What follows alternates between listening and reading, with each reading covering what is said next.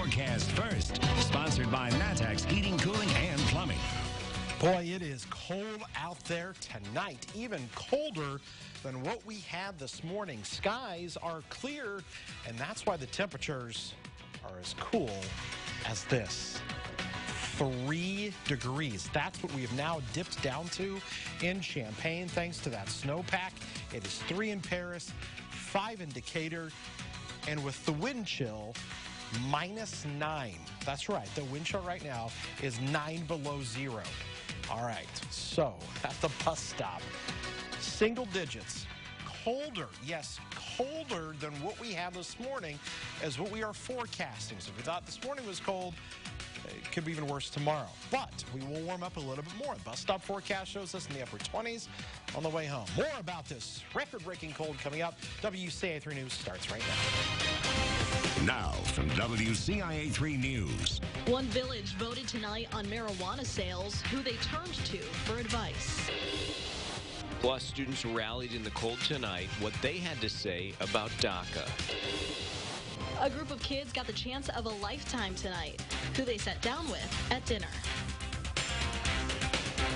You're watching your local news leader. This is WCIA 3 News at 10. Springfield messed up when they passed this thing in the state. Some strong opinions came up at this meeting where village board members put the matter of marijuana sales in Rantoul to a vote. Good evening, I'm Paul Cicchini. And I'm Jessica Coons. The Rantoul Village Board voted 4-2 tonight to ban the sale of marijuana. This comes after nearby Champaign and Urbana opted to allow recreational marijuana business come January 1st. WCIA 3's Emily Braun is live in our newsroom tonight. So, Emily, why did they make this decision?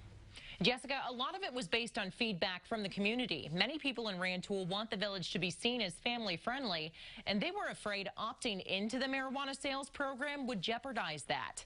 Board members who spoke tonight echoed those concerns. One even went as far to say Springfield messed up, and if we can keep it out of Rantoul, the better off we are. They also mentioned the limited licenses each county gets from the state for new marijuana businesses to set up shop. The village administrator told us, based on demographics, it's not likely Rantoul would get one over Champaign or Urbana. He also explained the strategic side of what Rantoul is doing. So it gives us the opportunity with this prohibition to step back to see whether Champaign and Urbana do in fact get a license here in the near future, what that looks like, and what the impact of that is on our community, but also on their community as well.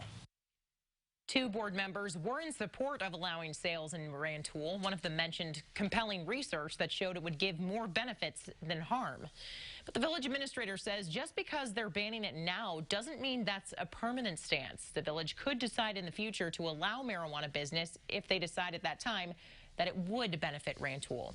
Live in the newsroom, Emily Braun, WCIA 3, your local news leader. All right, Emily, thanks so much. Rantoul is not the only village in Champaign County to vote against sales. So far, Savoy and Fisher have done the same. Urbana City Council members are one step closer to increasing the city's food and beverage tax. They voted in support of it at tonight's study session. This increase would raise the tax from 1.5% to 2%. It includes all meals and drinks served in or carried out from restaurants within city limits. This proposal will be officially voted on at next week's meeting. This will be 0.5% lower than what Champaign's food and beverage tax will be at the start of the new year. A former teacher's assistant for Circle Academy is charged with sexually assaulting a student. Authorities say 23-year-old Alyssa Gustafson had sex several times with a 14-year-old between March 1st and August 30th. The Champaign County State's attorney says it happened to the student's home in Champaign and said the two communicated through Facebook Messenger and Snapchat. The boy's mom told authorities she saw the woman once at the house but thought she was a high school senior. Gustafson no longer works at Circle Academy. She faces up to 15 years in prison if convicted. Champaign School District is apologizing for what it's calling a miscommunication today. Morning school bus routes for students in rural Champaign were canceled because of poor roads. While an alert was sent to parents with that information, nothing was mentioned about afternoon drop-offs also being canceled. Should have included both. The district's chief communications officer says it was his fault. And a kindergartner was left at the wrong bus stop in Decatur. This happened during yesterday's snow. The 5-year-old was left 2 blocks from where her mom was waiting for her. A college student heard the child calling for help. They stopped, and the girl used the person's phone to call her mom. District officials say they are investigating what happened.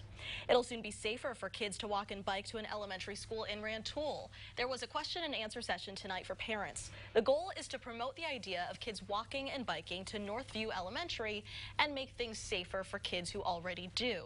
This would be done by splitting up the traffic flow and decreasing the congestion of buses and cars. Project leaders say one of their main goals tonight was to get some feedback. To hopefully get some input from them, get some good ideas, things that they see, the people that live there, their students, or their kids that go to school there. What have they witnessed, and what improvements could they see that would make the project even better? The district is getting $200,000 in grant money from the Safe Routes to School program. The goal is to start construction by the beginning of next summer. Here's a follow-up from 6. The teachers union in Springfield voted to accept the school district's proposed contract. They've been negotiating since June. They wanted better mental health help in schools. The district also offered to hire 5 security personnel over the next 2 years. The Board of Education will now vote on the contract at its next meeting.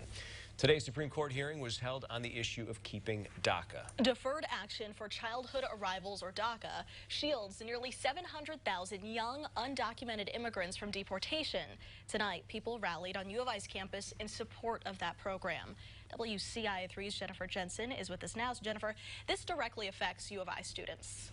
Jessica, it does. Tonight we spoke with a DACA recipient whose life has been changed by this program. Dozens of people raised their voices at the rally tonight. DACA started under the Obama administration and allows recipients to stay and work in the U.S. legally. In 2017, President Trump's administration decided that it would end DACA protection, but lower federal courts have been fighting a legal battle to keep it. Today, the Supreme Court heard arguments on the program as thousands await a decision, and the people who rallied in Urbana were just some of many across the nation raising their voices in support. It's good for these kids to have the ability to get a job, because that's basically what DACA is. It helps you get a social security number, it helps you get a job, it helps you get a license. So it helps them, it helps those children to just get a better life in general. The Supreme Court will decide if the way the Trump administration has gone about shutting down DACA complies with federal law, and that's expected to happen by June of next year. Back to you. Jennifer, thank you. President Trump took to Twitter defending the reason behind his administration's decision. That tweet reads, quote, "Many of the people in DACA are no longer very young, are far from angels. Some are very tough, hardened criminals. President Obama said he had no legal right to sign order, but would anyway. If Supreme Court remedies with overturn, a deal will be made with Dems for them to stay." One state lawmaker says her cannabis business has some big-name partners. Why those names say it's a lie. Plus, it's an event one city has fought for years to get back. What might be one step closer to returning. And Illinois football is set for a bowl game, but one player may not be in it.